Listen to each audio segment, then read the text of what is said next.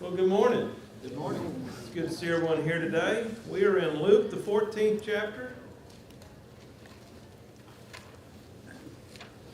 Luke, the 14th chapter. We've gotten down to about verse 25, I believe.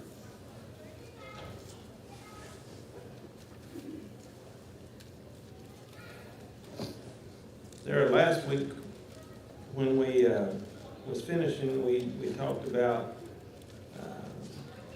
the big dinner that was put on and the people that he had invited, the excuses that they had made. Now continuing in verse 25, it says, "Now large crowds were going along with him, and he turned and said to them, 'If anyone comes to me and does not hate his own father and mother and wife and children and brothers and sisters, yes, and even his own life, he cannot be my disciple.'" What is he talking about there? Talking about our physical body here on earth. It's going to be back to dirt in the end anyway. Well, I think one word that we need to bring out here, and that's that word hate. Is that really talking about hate? We have to love God more than we love him. Putting who's first? Put God That's what he's first. wanting you to know. I expect to be first in your life.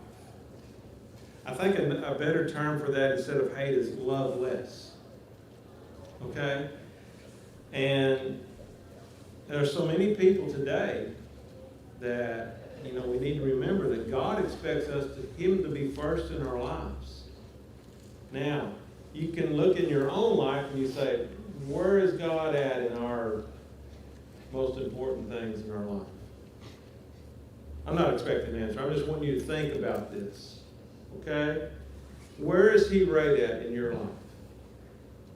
He's telling you right here, he expects to be first if you expect to be a disciple of his. Okay? Well, I think he's saying he's not telling us not to love our family and everything That's like right. that, but he's wanting to be loved more. That's right.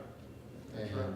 as much as we love our own family and the people in our life, he wants to be loved more than that. And that's something I think we can do because he gives us boundless love.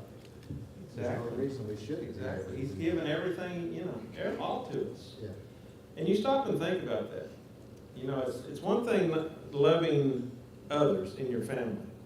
But he's even saying here, yes, even his own life. Even yourself. How many people think yourself is your most favorite person? Most of us, I'm pretty high on ourselves, we think, But he's expecting you to put him first. Priorities. It's all priorities. Okay? And God expects him to be top priority. Bill, God, the Bible says we're not to abuse ourselves anyway. Oh, no. Yeah. Yeah. But we still supposed to love God. Now look at verse 27. "Whoever does not carry his own cross and come after me cannot be my disciple." What does that mean when he says, carry his own cross? Be responsible in this life to God, Okay. what he told us to do. Okay.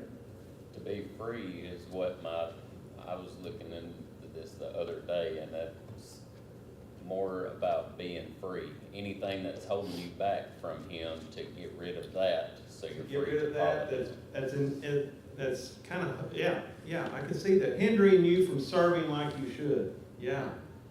Mine Okay. says that disciples includes a cross of their own that they must carry too. Let me ask you this. Who's responsible for your own salvation? Okay? That means you're going to have to answer to God for what you've done in this life. Okay? So when he's saying here, you must carry your own cross, you are responsible for your own self. I can help someone be a better Christian, or I can help someone serve God, but as far as me, Phil Cantrell is responsible for me. You know, that's kind of like Jesus at his crucifixion. He was at the point he couldn't bear his cross anymore, so Yeah. somebody had to help him. But that did not take away the fact that he still had hung on the cross and he still went to the grave suffered to too. rise Yeah. again. Yeah. So, you know, we've got to realize, just like you said, you can help me at times and I can help you at times, but I can't In put the my end, responsibility in on the end, when we stand before God, who's got to answer for us? me. Because I've got to give an account for what I've done, good or bad. Okay? You think Kyle can't answer for me and I can't answer for him? But we can help each other get to that point, but we're still got to be responsible for our own actions. Okay? Well, so many people say, well, he had a rough life, or he wasn't raised right. And still, we are accountable at the end of our life. Is that not like we had in the story before, the excuses? The excuse, I'm with you. You're right. But is God going to accept excuses in that day? It's something we need to think about. Something we need to think about. Verse 28. For which one of you, when he wants to build a tower, does not first sit down and calculate the cost to see if he has enough to complete it? Otherwise, when he has laid a foundation and is not able to finish, all who observe it will begin to ridicule him, saying, this man began to build and was not able to finish. Now stop and think about that. How would you sum that little story up? You just want to waste what you spent already. Count the cost. Count the cost. We've seen people, maybe in our area, we may see somebody build a house. Well, it gets so far and then it just stops. Why is that? Money. That happens.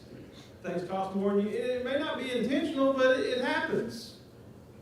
What is he wanting you to do here when he's talking about count the cost or calculate the cost? What's he referring to? Being a Christian. There is a cost. There is a cost. Associated with following Jesus. Yes. You may not make as much money on something. You may get turned down for a position because of your belief. Because on Sunday you go to church, or, you can fill in the blank here. Yeah. Just because you're a Christian doesn't always mean life's going to be rosy and great. I think too, Phil, it's counting the cost of what I've got to lay aside in my own life. Exactly, yeah. And not do any more, or do differently, Yep. or That's true. whatever there. I mean, the cost can be so many different things. How would you like to move in a house with no top on it? True. But you stop and think. And he said this throughout Scripture. I mean, it can be everything from, some families will reject a person because they become a Christian. You've lost your family. Okay? I've seen that happen.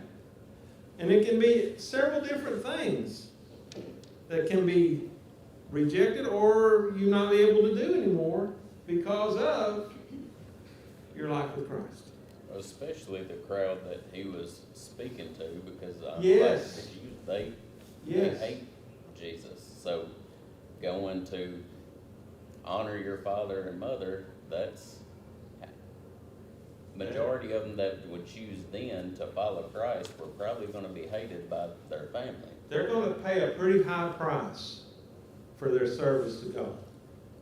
And there's people in this world today, not necessarily here, but in the world, that risk their life each day to serve God. Now, what kind of cost is that? Okay? But he's wanting you to understand, when you do something like this, be ready. It's going to sometimes be painful. Sometimes it's going to not be comfortable. Hey, Bill, Christ gave his life for us. Yeah. And that's the reason we should give That's our- true. Now in verse 31, or what king, when he sets out to meet another king in battle, will not first sit down and consider whether he is strong enough with 10,000 men to encounter the one coming against him with 20,000 men? Or else, while the other is still far away, he sends a delegation and asks for terms of peace. So then none of you can be my disciple who does not give up all his own possessions. First, you can think about that. You run across something that's just way over what you're expecting. Say this king that has 10,000 men, and he's coming across another king that has 20,000 men. Do I think I can whip him? You got to certainly think about that first. Because he's twice as many as you are.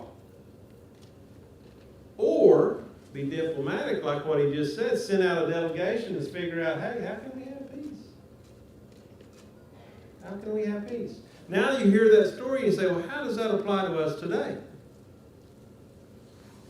How does that apply to us today?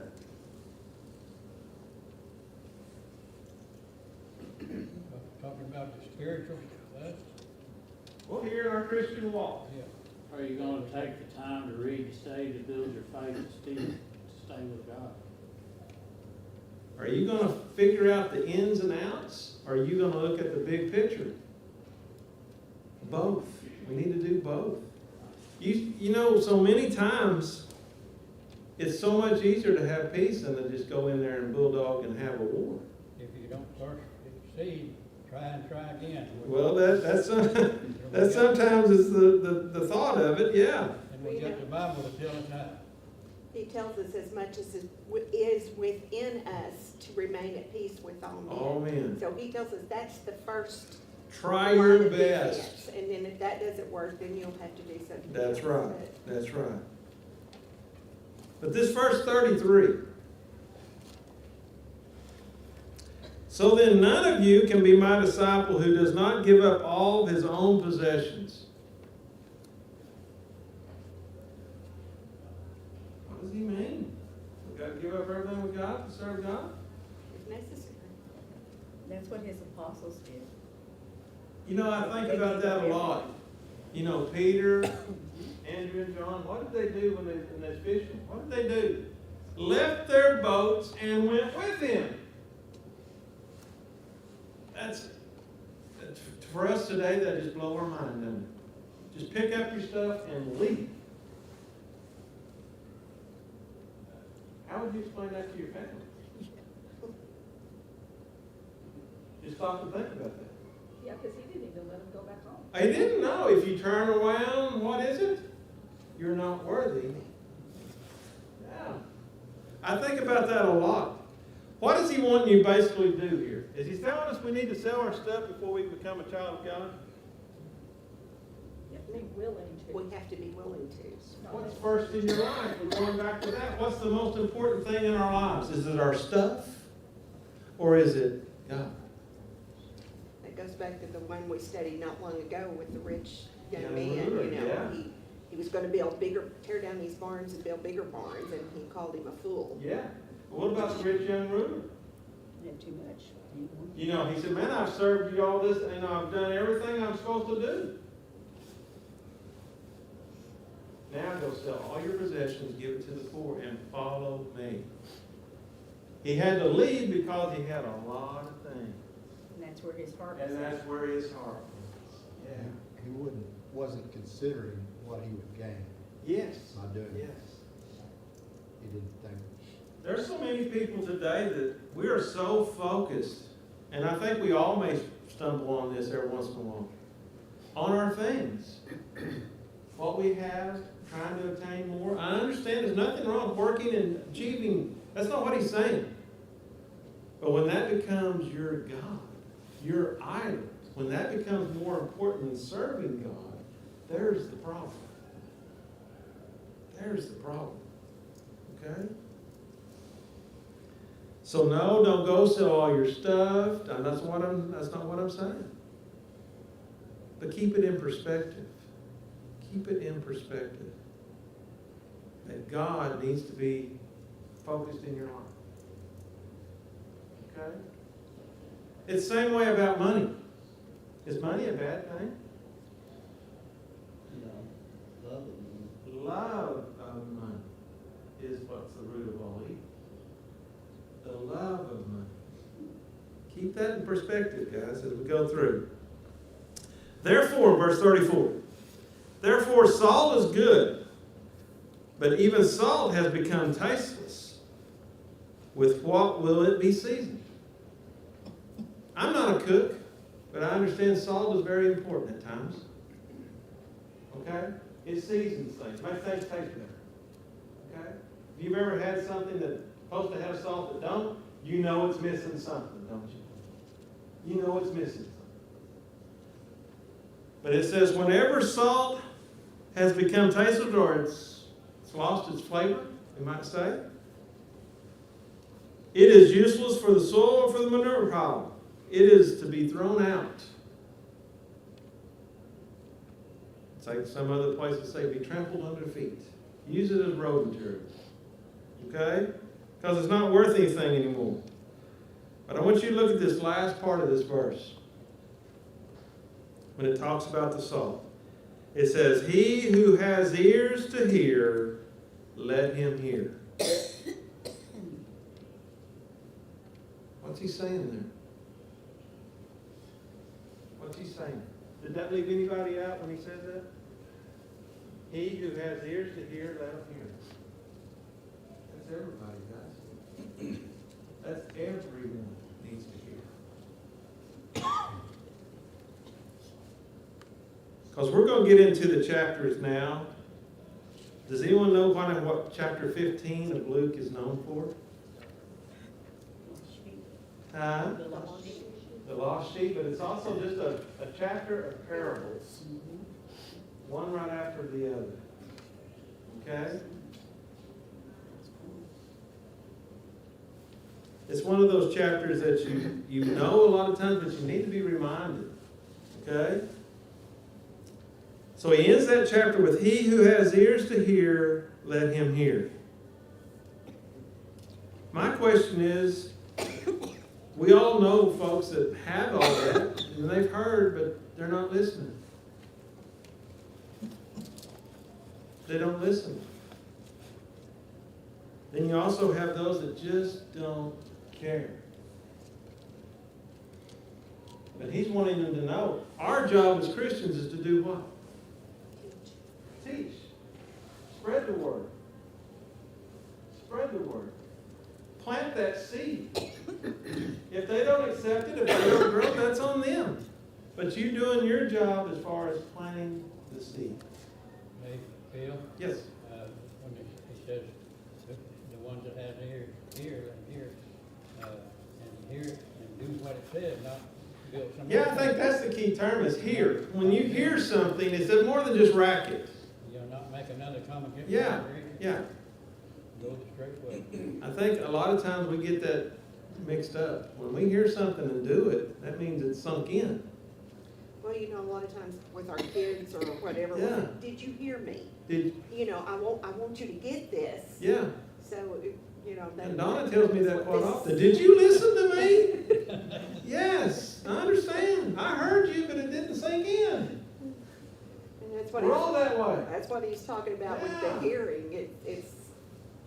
You got to hear it. It's got to sink in and apply here. We've got to do something with it.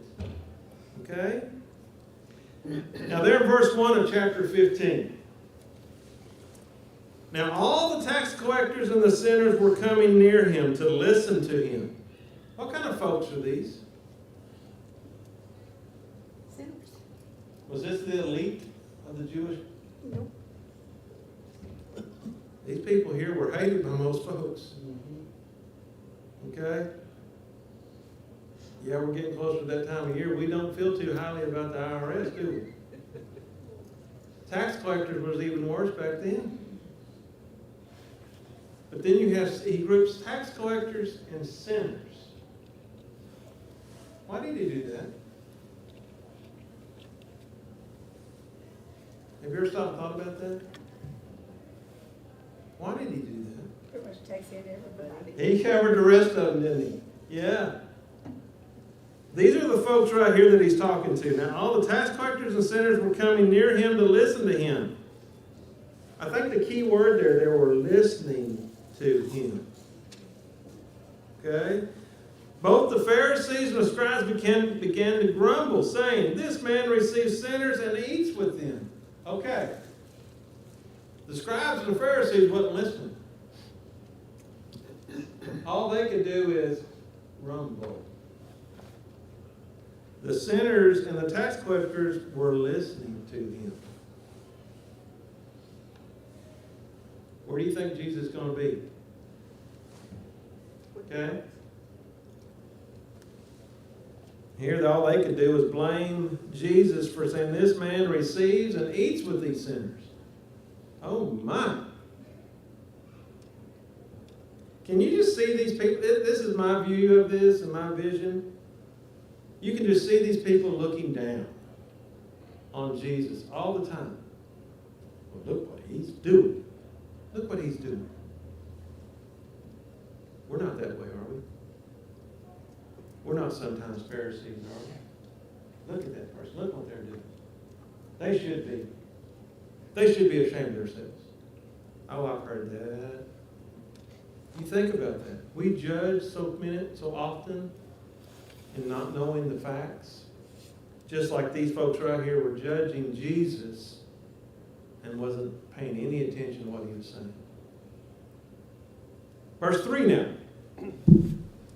So he told them this parable, saying, "What man among you, if he has 100 sheep and has lost one of them, does not leave the 99 in the open pasture and go after the one which is lost until he finds it? When he has found it, he lays it on his shoulders, rejoicing. And when he comes home, he calls together his friends and his neighbors, saying to them, 'Rejoice with me, for I have found my sheep which was lost.' I tell you that in the same way there will be more joy in heaven over one sinner who repents than over 99 righteous persons who need no repentance." What's one of the most well-known parables in the Scriptures? Now you stop and think about this. We don't have much sheep in this world, in this part of the world. But we just think about cattle. Okay, that's what I kind of relate to. If you're missing one, what do? She'll be back one of these days. You go look for it. You go try to find what's the problem. There's usually a problem when they're not there. Okay? And then when you found it, man, that's great. That's great. But you leave the ones that you know where they're at. You leave them to go find the one that is missing, that is lost. And when you found it, you bring them back and you're rejoicing. You're rejoicing. Man, I'm glad I found her. Man, I'm glad. Hey, Phil, if you don't find her, you've lost enough money that you don't make nothing on the other. Well, yes, that can happen too. But you know, you think about that in that perspective. But just look at how he brings it to life. Okay, we talked about animals there. Now let's bring it down to the real story of it. I tell you that in the same way, there will be more joy in heaven over one sinner who repents than the 99 of the righteous people that doesn't need repentance. Now think about that. How important are you to God? How important is one soul to God? Christ gave his life for everybody. Yeah, It hurts when the people don't obey. but just look at that. More joy in heaven over one sinner that repents. How valuable is that one person to God? Very valuable, guys. Very valuable. I think so many times we underestimate God. Remember, He's the one that knows about every bird. Can't the hair count on your hair? One sinner. See how valuable that is to God? One person. He don't wish that any would perish, but that all may have life. Okay?